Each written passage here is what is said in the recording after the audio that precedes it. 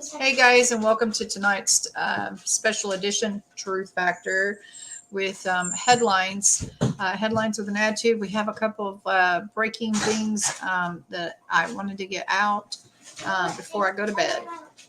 Headed to bed here shortly, but let's get these out. Just some things that are kind of concerning, so we will talk about them real quick.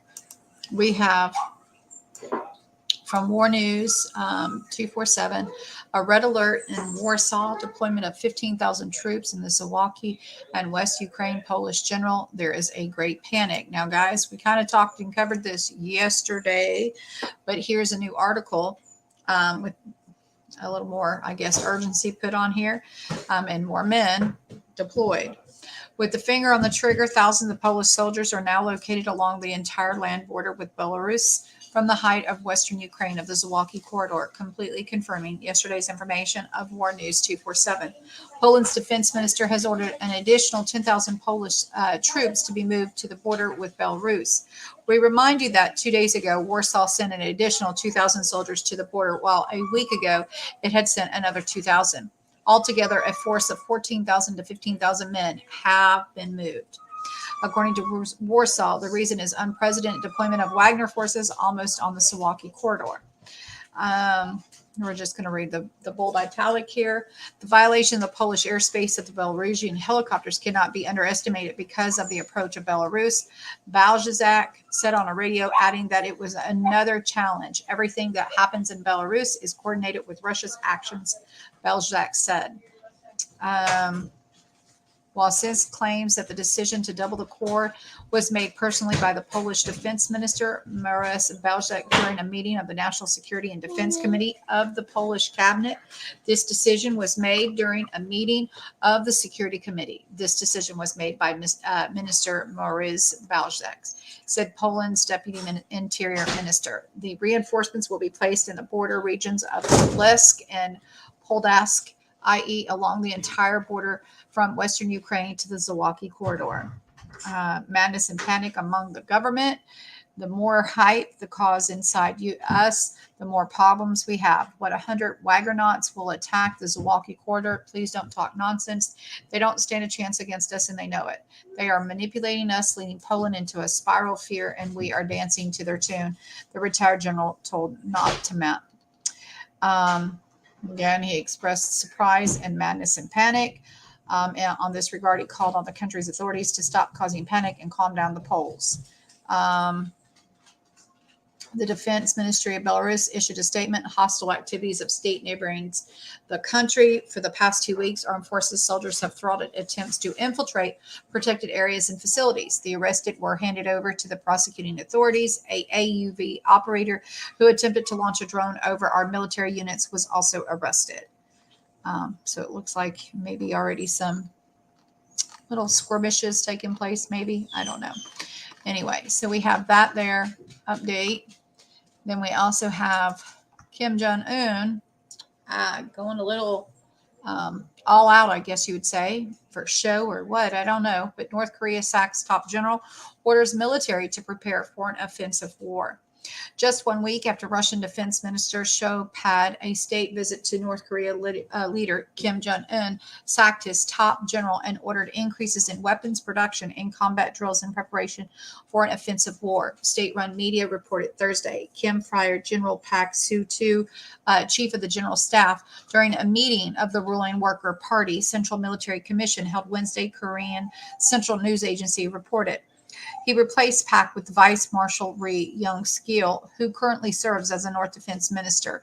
The meeting also dealt with dismissing transferring to other posts and newly appointing some leading commanding officers, KCNA said. No reason were given for the military reshuffle.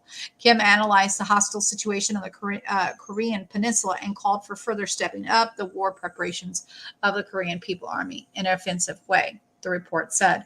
The meeting comes ahead of a major U.S.-South Korea joint military exercise, Ulchi Freedom Shield, scheduled for later this month. Pyongyang has repeatedly condemned the Allies' joint drills as preparation for an invasion, while framing its own nuclear program as an exercise in deterrence and self-defense. Goodness sakes. And then we also have a powerful explosion at a U.S. military base in Syria.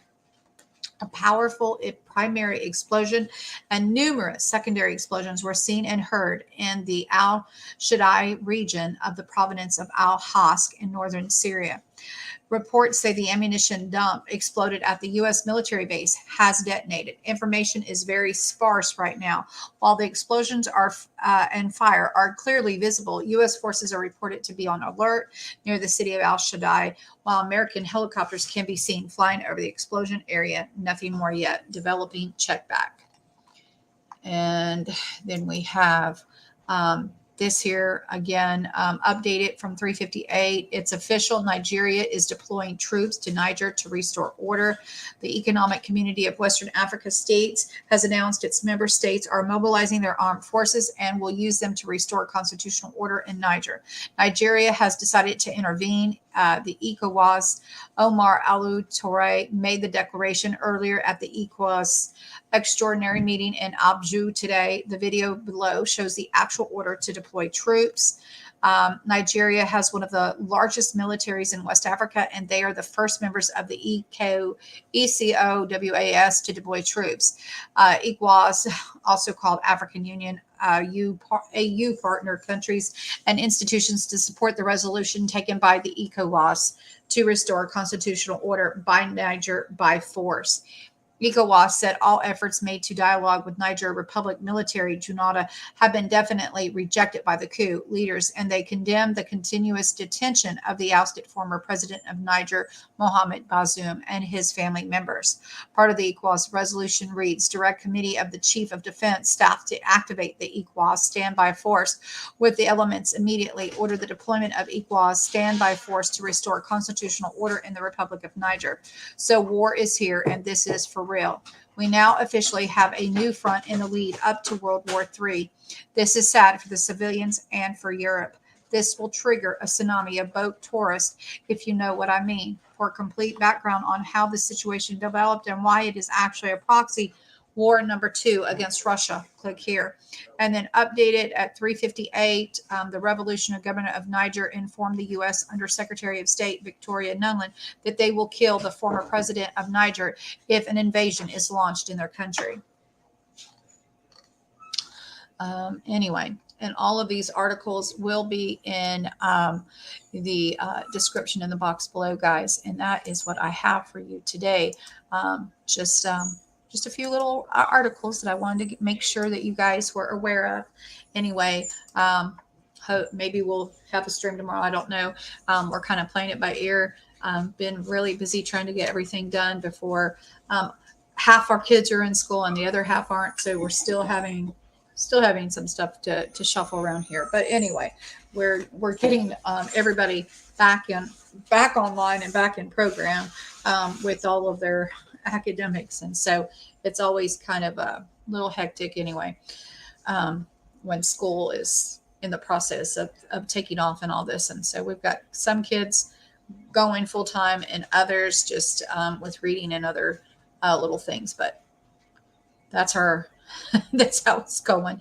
And we just got too much going on right now. So it's hard to do streams. And I just was trying to catch up with headlines, and I saw those articles, and I thought that I would get them out to you guys. I hope that you all have a wonderful evening.